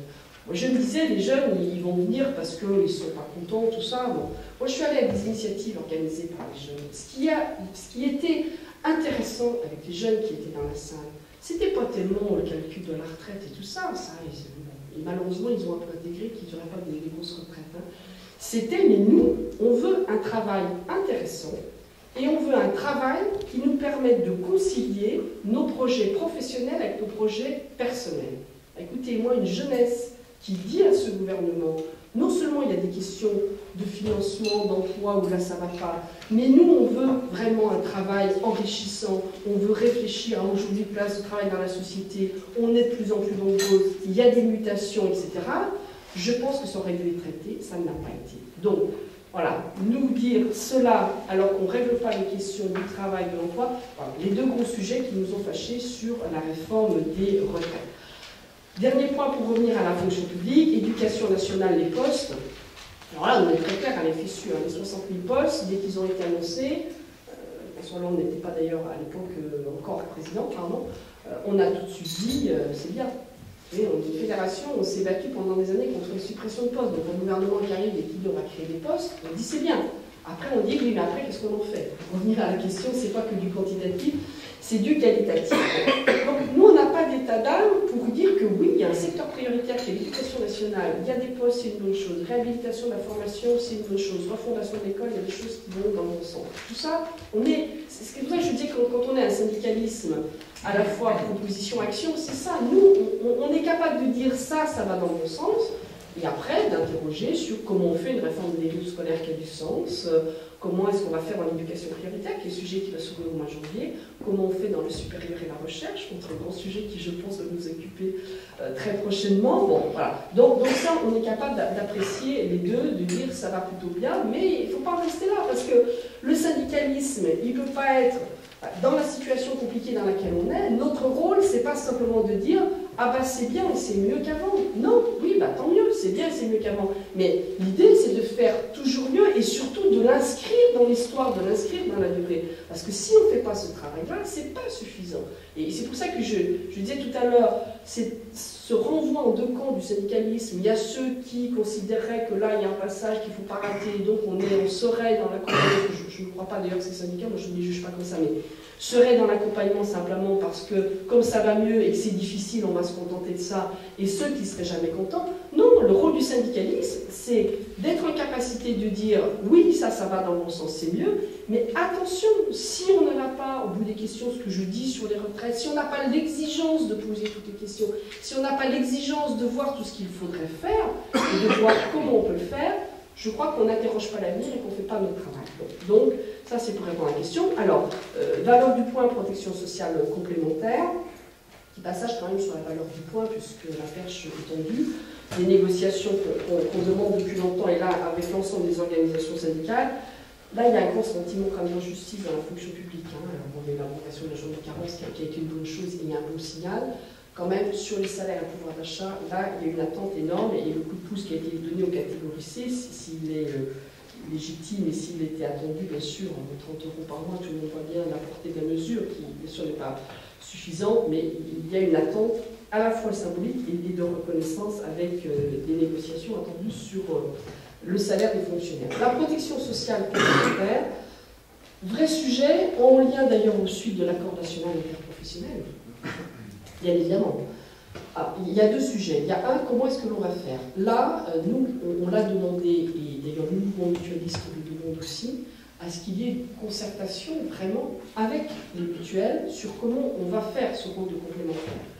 À la fois, je dirais, sur le montage, mais sur la prise en charge. Parce que une des conséquences de l'ANI, c'est qu'il revient maintenant aux mutuelles de faire.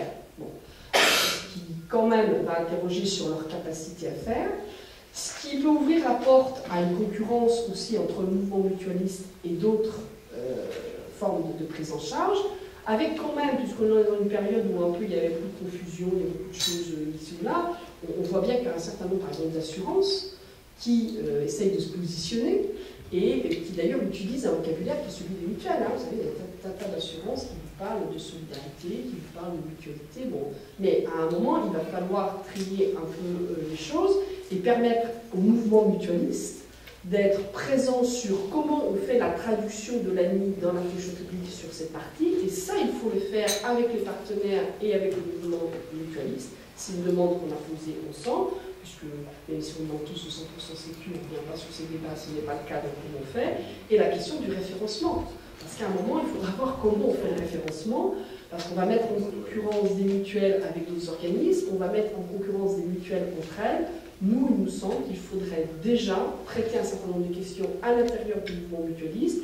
Et par exemple, dans la fonction publique territoriale, il y a aussi un mouvement mutualiste qui est fort et qui travaille particulièrement aussi avec les organisations syndicales. Donc je crois qu'effectivement, il ne faut pas qu'on prenne du retard sur ce sujet et qu'il faut qu'on s'intéresse non seulement sur comment on va faire, mais sur le financement, parce que je redis, à un moment, je crois qu'un certain nombre de mutuelles vont être en difficulté sur ce sujet et il faudra aussi que l'État s'interroge des conséquences d'un accord qu'on a protesté pour un certain nombre de sujets, dont celui-ci, et auquel par ailleurs les mouvements mutualistes n'ont pas été associés non plus. Et donc maintenant, on est devant le fait accompli, donc il faut à minima qu'on rétablisse les choses en le traitant ensemble. Pierre. Oui, deux questions. Je reviens sur le problème de la décentralisation. Je suis d'accord que le débat n'est pas très clair aujourd'hui entre les pouvoirs de l'État et le pouvoir des régions. J'ai toujours eu l'impression que la FSU était un petit peu gênée par les pouvoirs nouveaux accordés aux régions et la décentralisation. Il y a un organisme où la FSU est très présente, c'est l'AFPA, qui pour moi est la caricature d'un débat qui est malmené.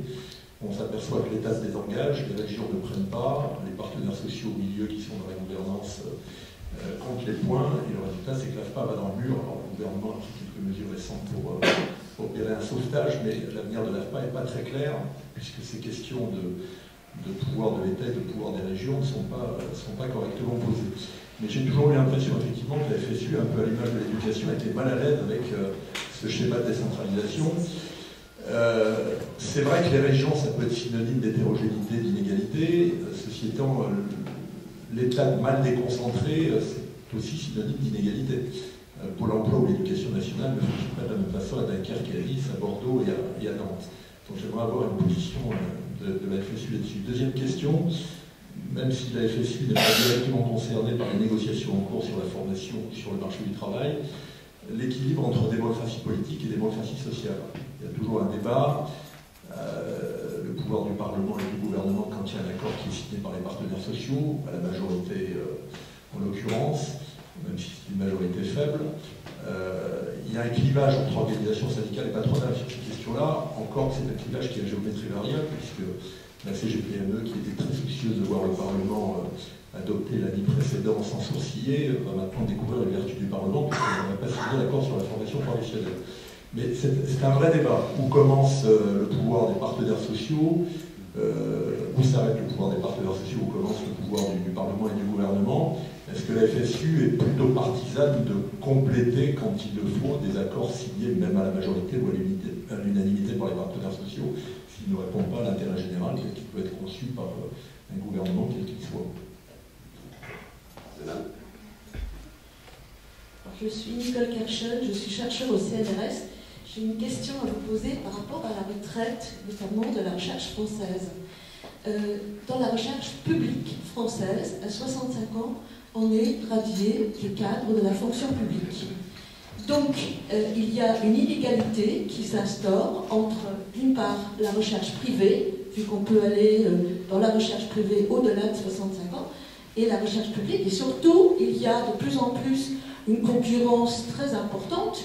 Nous, les chercheurs français, on doit arrêter à 65 ans, et la recherche anglaise n'a plus d'âge de départ à la retraite, et la recherche nordique a une flexibilité où c'est le chercheur qui décide à quel moment il part à la retraite. Et donc ma question est, est-ce que c'est un débat que vous pensez qu'on peut ouvrir en France? J'avais une question sur le paysage fonction publique. Vous avez évoqué le souci de moderniser avec les agences, c'était la thématique de la grande conférence sociale de juillet 2012, qui a été repris à peu près en tant que tel en 2013. Donc il y a le ministère, il y a SGMAP première, deuxième génération, il y a le commissariat général à la prospective et à la stratégie qui a 2 missions en la matière. Donc comment vous vivez l'articulation avec ces différentes instances, et est-ce que concrètement ça commence à se voir pour les agents? Est-ce qu'il y avait d'autres questions? On peut s'arrêter là. Non. Philippe, rapidement. Oui. Rapidement, mais en même temps c'est un autre sujet. Philippe Denival, sociologue du travail et consultant, sur la question de l'avenir de la PFR, la prime de fonction et de résultat dans la fonction publique, qui a fait suite, enfin qui est une nouvelle formule de notation, imaginée sous Sarkozy et dénoncée par Laurent Chu. Vous en pensez quoi? Ok.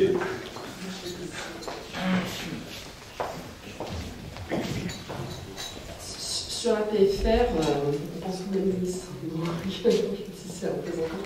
Bon, non, nous, la PFR, on ne s'est toujours pas contre. Donc, quand le ministre arrive et nous dit on va revenir sur la PFR, on dit tant mieux. Après, juste un mot sur le pourquoi. C'est en lien avec ce que je disais tout à l'heure.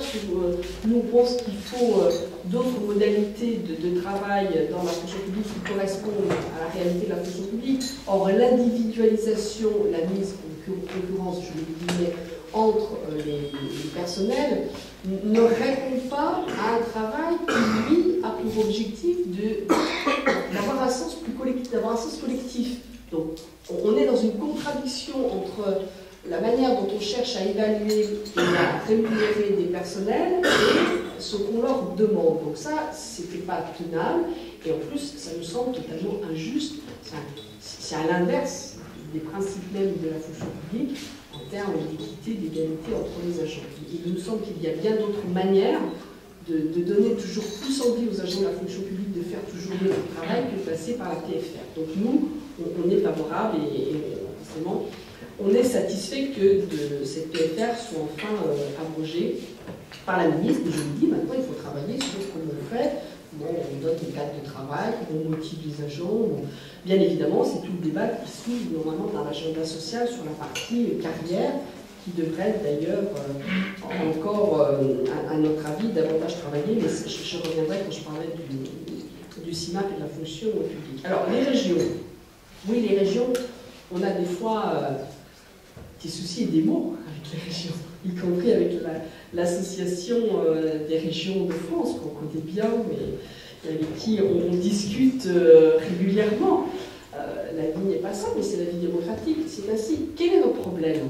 Ce n'est pas le problème de la décentralisation, je ne reviens pas sur ce que je disais, déconcentration, décentralisation, le rendez-vous manqué, bon tout ça, je l'ai dit, je n'y reviens pas. Mais ce qui ne va pas, c'est qu'on ne pense pas les responsabilités et les missions de chacun entre ce que devrait faire l'État et ce que doit faire la région, et comment est-ce que l'on travaille non pas en concurrence ou en substitut, parce que moi j'entends sur un moment, l'État ne fait pas suffisamment bien son rôle comme organisme déconcentré d'éducation nationale. J'ai parlé de PISA et j'ai dit mais ça fait longtemps qu'on dit bon. L'emploi, bon, d'accord. Mais une fois qu'on a fait le constat que ça ne fonctionne pas assez bien, est-ce qu'on dit il faut que ce soit d'autres qui fassent, ou est-ce qu'on dit il faut faire mieux? Nous, par exemple, l'éducation nationale, on dit oui, PISA, les inégalités, les 15% d'élèves qui arrivent au collège en difficulté, 140 000 sans qualification, c'est pas supportable. Mais on ne dit pas, puisque l'éducation nationale ne le fait pas, bien, sûrement d'autres feraient mieux. Non, on sait qu'on a les capacités, les ressources, les richesses pour faire. Et donc, faisons mieux l'éducation nationale. Donc, la difficulté avec les régions, c'est qu'on a mis, mais après, il y a une part de responsabilité qui n'est pas celle forcément de l'État, et en tout cas pas forcément le gouvernement actuel. On a mis en situation les régions, comme les départements d'ailleurs, de compenser ce que ne faisait pas l'État. On a y compris mis les collectivités territoriales en situation de devoir dépenser plus d'argent. Bon, ce qu'elles ont fait, globalement, même si on leur reproche par ailleurs. Et donc forcément qu'après, quand on leur dit, bon bah ça c'était bien, vous l'avez fait à un moment où il y avait un défaussement de l'État pour le faire, mais donc c'est pas vous de le faire, ça crée quelques heures. Il y a aussi des situations qui ont changé, où forcément, par exemple, si on prend la question de l'emploi ou de la formation, les choses se passant à un niveau régional, forcément qu'il faut que les acteurs qui interviennent à un niveau régional aient leur mot à dire. Donc tout ce que l'on pose comme question, c'est comment on met ensemble, et c'est ce débat qui n'a pas lieu avec la décentralisation, comment on met ensemble des acteurs à des niveaux territoriaux de responsabilité, et à des niveaux de responsabilité différents. Et donc par exemple sur la région, comment, sur la question de l'emploi, comment on met ensemble l'État, comment on met ensemble Pôle emploi, l'AFPA, les missions locales, avec aussi les branches professionnelles et avec les élus. En gros, ce qu'on disait à la conférence sociale, disons un grand service public, et je mets les branches professionnelles dedans, hein, mais en gros un cadre qui met tous ces acteurs ensemble. C'est pas comme ça qu'on pense les choses. On est toujours dans on se substitue ou ceux qui font à la place d'eux. Ceux qui, par exemple, nous posent. Je prends un exemple le plus simple sur les régions, sur la question de la carte des formations professionnelles. Ce qui nous pose problème sur la carte des formations professionnelles, ce serait de donner le dernier mot aux régions et non pas aux recteurs, parce qu'on pense qu'à un moment, il faut un pilotage national de la formation. Mais il ne faut pas un pilotage national de la formation professionnelle désincarné des besoins des régions. Il faut un pilotage national qui permette de tenir compte des besoins des régions, et donc on a besoin des régions pour le faire, mais qui n'enferme pas les jeunes dans des formations adéquationnistes. C'est-à-dire que l'éducation nationale a la responsabilité de former des individus, non seulement pour qu'ils trouvent du travail, mais je le disais, pour qu'ils le fassent avec un projet personnel. Et des jeunes ont le droit, dans certaines régions, où par exemple l'aéronautique va être développée, de vouloir faire de l'hôtellerie ou autre chose. Et donc la responsabilité est celle-ci, pour moi à la fois. Bien évidemment, parce qu'on est quand même dans une situation, et nous ne sommes pas stupides, nous formons des jeunes, on est quand même dans une situation où il faut regarder ce qui se passe localement, par exemple dans la région pour ces jeunes, mais il faut aussi voir au-delà. Et on a ce débat avec les régions, bon, où, pour les raisons que je dis, ils considèrent que c'est plutôt à eux d'en décider, à eux de faire. Et c'est avec tout le débat, là, avec l'apprentissage et les réformes en cours. Et nous, on a alerté plusieurs fois le gouvernement. On a dit attention, on est par exemple arrivé à ce qu'on appelle nous des points d'équilibre dans la loi refondation d'école sur la carte des formations professionnelles. si c'est défait par la loi de décentralisation ou par d'autres réformes, il y a un problème, pas seulement parce que nous on sera en désaccord, mais un problème sur comment on fait une politique aujourd'hui dans ce pays, et ça peut pas être simplement le rapport de force des uns avec les autres. Donc voilà, ce qui nous pose question avec les régions, c'est qu'à un moment, bien évidemment, il faut travailler au niveau régional, départemental, on a parlé d'école communale, tout ça pour nous est d'un naturel et d'une évidence, mais il faut le faire sur des bonnes bases, et en fonction de la responsabilité qu'on a, par exemple, vis-à-vis des jeunes ou pour l'ensemble des usagers. Alors, sur la question juste des retraites et recherches, oui, on peut réfléchir dans certains secteurs, s'il faut aller au-delà des situations, enfin, les débats peuvent avoir lieu, mais il faut qu'ils aient lieu, et qu'ils aient lieu pas simplement sur des situations, je dirais, spécifiques, particulières. Il faut qu'ils aient lieu au regard des enjeux. Et pas simplement se dire, voilà, dans certains pays ils le font, donc pourquoi pas nous, dans telles universités ils vont faire comme ça, pourquoi pas nous. Comment est-ce qu'aujourd'hui on invente des modèles qui correspondent effectivement aux besoins, et la recherche effectivement a un cas un peu particulier sur ce sujet, mais qui fonctionne déjà d'ailleurs, je dirais, de manière particulière, y compris sur la question de la retraite. Donc est-ce qu'à un moment on s'interdit au regard de ce que j'ai dit d'avoir des discussions qui permettraient de faire différemment? Non, quand je dis qu'il faut interroger le travail, ça fait aussi par exemple des sujets, regardons bien évidemment. On ne peut pas avoir du discours, il faut regarder le travail, et puis là, ça ne nous arrange pas, on ne le regarde pas. Non, bien évidemment, regardons, et la recherche est un cas à part. Alors, démocratie politique, démocratie sociale, c'est un sujet qui n'est pas réglé, je dirais, aujourd'hui. En tout cas, pour la FSU, pas complètement. Nous, on n'a pas un avis forcément défini et arrêté, surtout. C'est un sujet qui interpelle, et on a été... Sur la constitutionnalisation telle qu'elle a été proposée par le président de la République, on n'a pas complètement tranché le sujet.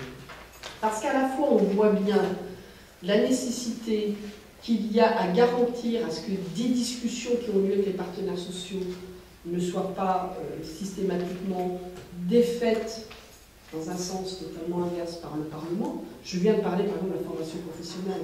Ce qu'on discute à l'éducation nationale, au moment où il y a une loi de formation de l'école, un certain équilibre qui est trouvé entre les différents partenaires sur la carte de formation professionnelle. Si le Parlement repasse derrière et qu'on fait tout, forcément on se dit à quoi est-ce que cela servait qu'on ait des discussions et des négociations. En même temps, et c'est pour ça que nous, on n'a pas complètement fermé les débats, en même temps, nous, on ne remet pas en cause, et loin de là, la légitimité du Parlement. Quand sur les retraites, on manifeste parce qu'on pense que ça ne va pas cette réforme, on ne remet pas en cause la légitimité des élus à voter cette réforme, parce que ça, c'est de la démocratie, et les élus représentent les citoyens, et ça, pour nous, il n'est pas question de remettre en cause le rôle du Parlement dans notre pays. Donc, on a cette articulation à trouver, à réfléchir sur comment, à un moment, on garantit que ce qui se fait, que les partenaires sociaux ne soient pas défaits par un Parlement, tout en respectant la légitimité du Parlement. Ça suppose, et c'est en partie le rôle du Conseil économique, social et environnemental, ça suppose qu'il y a un lieu, peut-être, à améliorer, à perfectionner, sur comment on discute aussi entre élus, entre partenaires sociaux et entre représentants du gouvernement. Et peut-être qu'en matière de dialogue social, pour le coup, il y a de nouveaux espaces à explorer, à améliorer pour voir comment on fait. Mais en tout cas, c'est un sujet sérieux. Et il a été un petit peu abandonné, je ne sais pas comment il rebondira, parce qu'en plus on va être dans une année d'élection, donc on voit bien que les débats vont être un peu compliqués, mais il a été un peu abandonné, mais cette idée qui avait été lancée par le président, est-ce qu'on constitutionnalise ou pas, il ne faut pas l'abandonner, il faut le travailler, et nous, on est demandeurs de le poursuivre, bien évidemment. Alors, je finis sur fonction publique, paysage fonction publique, comment on fait fonction publique, commissariat, secrétaire général de l'organisation de l'action publique. Pour l'instant, on ne fait pas très bien. On ne fait pas très bien. On a des discussions à la fonction publique qui concernent surtout les carrières et le travail des agents. C'est important à faire, bien évidemment. On a un commissariat stratégique qui essaye de faire la prospective, et enfin, quand je dis qu'il essaye, il en fait, mais quand je dis qu'il essaye, c'est que tout ça n'est pas forcément suffisamment diffusé, utilisé, ne revient pas justement dans nos instants. Par exemple, dans la fonction publique, on ne discute pas des différents plans discutés au commissariat. Nous, on a contribué au commissariat au plan, hein, par exemple. D'autres organisations syndicales ils ont donné aussi des contributions, il y a des débats. Mais tout ça ne revient pas ni à la MAP ni à la fonction publique. Donc on a un vrai problème d'articulation entre des lieux différents où se mènent en parallèle des discussions qui au final devraient se croiser pour non seulement avoir du sens, mais pour pouvoir avancer de manière un peu efficace. Alors pour les personnels, c'est totalement illisible.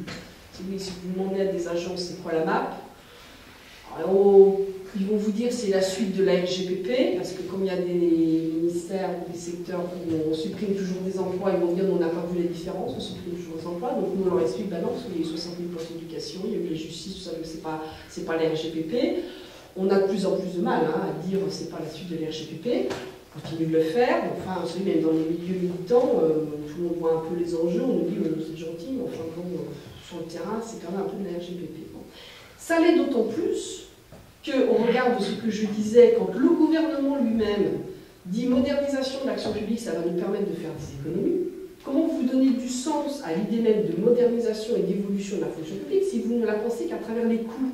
Et si vous continuez de dire, d'envoyer le message à la société, en gros, il y a encore des économies à faire, sous-entendu, ces gens-là, la marge, hein, on peut encore dégraisser un peu d'un ministère à la territoriale, parce que maintenant on va parler de la territoriale, bon voilà. Donc comment on évite cette stigmatisation du en gros, il y aura encore un petit trésor du côté de la fonction publique où on pourrait gratter un petit peu d'argent, et comment vous invitez à la fois les agents, mais les usagers, à se poser la question de quel service on a besoin dans les départements, les régions, l'État, comment on fait, comment on travaille autrement. Ça n'a pas de sens. Donc il n'y a pas de visibilité MAP aujourd'hui. Et ça a d'autant moins de sens qu'en termes d'organisation et d'articulation avec les services de la fonction publique, si vous voulez, quand les ministères doivent rendre leur copie au SGMA sur la MAP, ils réunissent les organisations syndicales et ils disent bon, alors là, il faut qu'on fasse la MAP, parce qu'il y a le 6 MAP bientôt, qu'est-ce qu'on met dedans, quoi? À votre avis, sur quelle action on pourrait dire que là, on va pouvoir gagner un peu, parce qu'il faut quand même, après, il faut quand même au final gagner un peu d'argent. Bon. Et du coup, par exemple, quand je rencontre le SGMAP hier soir et qu'il nous dit ah ben, vous voyez, sur l'éducation nationale, on a parlé des décrocheurs, on a parlé de l'éducation prioritaire. Moi, je dis attention, par exemple, l'éducation prioritaire. La discussion n'est pas encore commencée avec le ministre. Qu'est-ce qui court? C'est que, puisqu'à la MAP, on ne va pas pouvoir, en gros, refaire sereinement la carte de l'éducation prioritaire. Donc, il commence à se dire, le ministre ne va pas toucher la carte de l'éducation prioritaire, il va même chercher à réduire le nombre d'établissements, puisque la MAP fait qu'on cherche des économies. Et donc, avant même d'avoir commencé les discussions, on nous oblige à raisonner dans un cadre contraint. Donc, on a un vrai problème de visibilité, on a un vrai problème de gestion et d'articulation avec ce qui se passe dans le ministère de la fonction publique. Nous, ce qu'on a redit à la ministre, qui nous a présenté les discussions après le rapport Pêcheur, elle nous dit on va travailler sur 3 axes, les personnels, la gestion des ressources humaines et la question du pouvoir d'achat. Bon, donc, elle ne dit pas dans quel sens elle va travailler. Donc ce qu'on sent, c'est quand même une grande prudence de ce gouvernement à prendre vraiment pleinement en charge la question de fonction publique et à afficher un cap. Ça, c'est pas très bon. Ça ne rend pas très optimiste, mais ils sont fait preuve de beaucoup d'optimisme. 2, c'est pas articulé avec justement la MAP, le commissariat général du plan. Et donc, on continue à diviser les sujets. Il y a d'un côté le quantitatif, parce qu'il y a les contraintes budgétaires, parce qu'il faut faire des économies, etc. Et on essaye de nous dire qu'il faut quand même qu'on discute du qualitatif. Nous, ce qu'on a redemandé à la ministre, c'est de prendre le temps, on n'en a pas beaucoup, mais quand même, de ce que ne fait pas le rapport de Pêcheur, d'être un peu prospectif sur la fonction publique. Quels sont les besoins aujourd'hui? Les évolutions, je ne reviens pas, j'ai dit. Comment on fait ensuite dans la fonction publique pour y arriver? Et bien évidemment, la question des financements, elle se pose. Mais s'il n'y a pas un cap clair qui est donné aujourd'hui par le gouvernement, ça ne fonctionnera pas. Or, aujourd'hui, le président de la République ou le Premier ministre dire on a besoin dans notre pays de la fonction publique comme on a besoin des entreprises, et on ne l'entend pas dire. Bien évidemment, il y a des investissements à faire, y compris ce qui se passe sur l'éducation nationale. Chaque ministre porte ses réformes. Enfin, on entend très peu un discours global sur les réformes en cours, nous disant on va investir dans certains secteurs.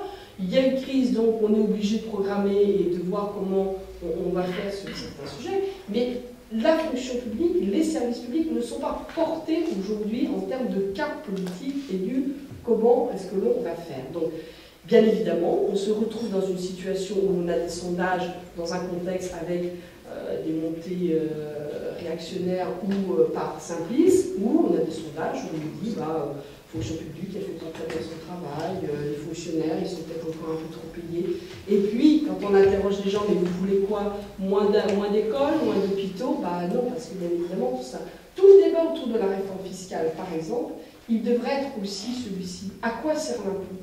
Il y a un sujet, je ne sais pas si cette réforme fiscale, elle verra le jour d'ici quelques mois ou si elle est déjà enterrée, mais ça serait l'occasion pour dire l'impôt, c'est un outil redistributeur indispensable dans notre société aujourd'hui.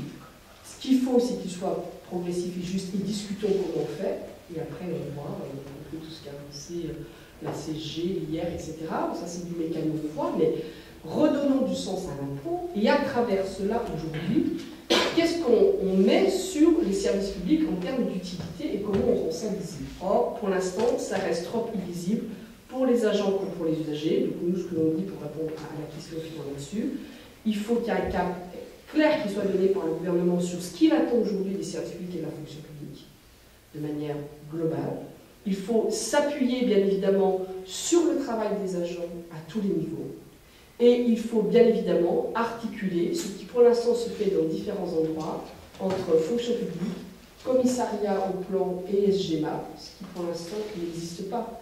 Et ça passe pas forcément par des structures, parce qu'à force de multiplier les structures, on s'y perd encore un peu plus. Ça passe plus par un projet que le gouvernement doit monter. Nous, ce qu'on a proposé hier au SGMA, c'est par exemple à la conférence sociale qui se tiendra au mois de juillet, on travaille ce sujet. Aujourd'hui, où on va, ce qu'on veut sur la fonction publique, et comment tout ce qui a été mis en place depuis 2 ans, on articule mieux et on donne un peu plus sens et corps à ce qui se fait depuis 2 ans. C'est la proposition qu'on a faite hier soir.